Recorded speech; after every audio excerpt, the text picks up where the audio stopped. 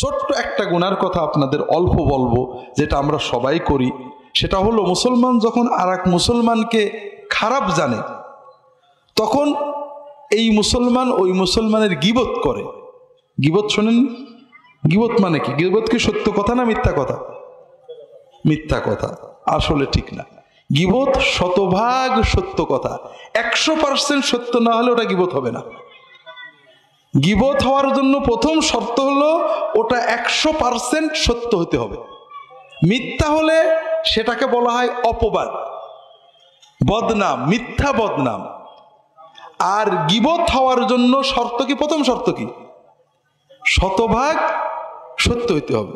আল্লাহ রাসূল সাল্লাল্লাহু আলাইহি ওয়াসাল্লাম বলছেন, আতাদরুনা মাল গীবাহ, তোমরা কি জানো গীবত কি? সাহাবায়ে কেরাম বললেন, আল্লাহু ওয়া রাসূলুহু আ'লাম, আল্লাহ এবং তার রাসূল ভালো জানেন। তখন রাসূলুল্লাহ সাল্লাল্লাহু আলাইহি ওয়াসাল্লাম বললেন, যিকরুকা আখাকা বিমা ইয়াকরাহ, তোমার ভাইয়ের গায়বাতে, অনুপস্থিতিতে তোমার ভাই সম্পর্কে এমন কথা বলবে, ওই কথাটা সে যদি জানে তার কষ্ট লাগবে। সে চায় না যে আমার অনুপস্থিতিতে আমার পিছনে কেউ আমার এই কথাটা বলুক। তাহলে একটা জিনিস গীবত হওয়ার জন্য কয়েকটা শর্ত। তার একটা হলো তার অনুপস্থিতিতে বলা, আর একটা হলো যেটা সে অপছন্দ করে সেটা বলা।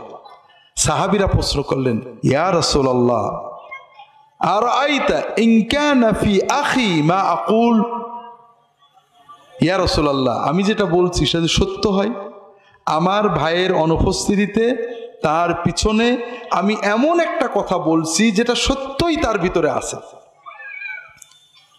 রাসূলুল্লাহ সাল্লাল্লাহু আলাইহি ওয়াসাল্লাম উত্তরে বললেন, ইন কানা ফি আখিকা মা তাকুলু ফাকাদ গতাবতা ওয়া ইন লাম ইয়াকুন ফীহি মা তাকুলু ফাকাদ বাহাত্তা, যদি তুমি যে কথা বলছো এটা সত্য সত্যই ওই ব্যক্তির ভিতরে থাকে, তোমার কথা যদি শতভাগ সত্য হয় তাহলে ওটা গীবত হবে। তাহলে গীবত হওয়ার জন্য তিনটে শর্ত। একটা হলো আপনি পিছনে বলবেন অনুপস্থিতিতে, আর একটা হলো যেটা বললে সে কষ্ট পায়, আর একটা হলো সত্য হতে হবে। যদি মিথ্যা হয়, আল্লাহ রাসূল সাল্লাল্লাহু আলাইহি ওয়াসাল্লাম বলছেন, ওয়া ইল্লাম ইয়াকুন ফীহি মা তাকুলু ফাকাদ বাহাত্তা, যদি তুমি যে কথাটা বললে ওই কথাটা তার ভিতরে না থাকে, মিথ্যা হয়, তাহলে এটা অন্য একটা গুনাহ, সেটার নাম হলো অপবাদ। অপবাদের শাস্তি কি? অপবাদ হলো মহা কবিরা গুনাহ। মদ খাওয়া, শুয়োর খাওয়া, এগুলো যেমন কবিরা গুনাহ, গীবত, অপবাদ এইরকম কবিরা গুনাহ, তবে একটু বেশি। আপনি নগদ টাকা দিয়ে, নিজের হালাল টাকা দিয়ে 2 কেজি মদ কিনে খেয়েছেন, এটা গুনাহ হবে। তবে এখানে কোনো বান্দার হক নষ্ট হয়নি। আপনি যখনই তওবা করবেন, অর্থাৎ আপনি বলবেন যে আল্লাহ মাফ করে দাও, আর করব না, তখনই আল্লাহ মাফ করে দেবে।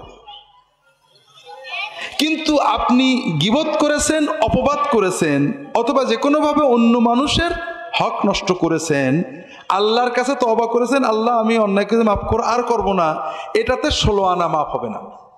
ওই যার ক্ষতি করেছেন তার কাছে মাপ নেওয়া লাগবে।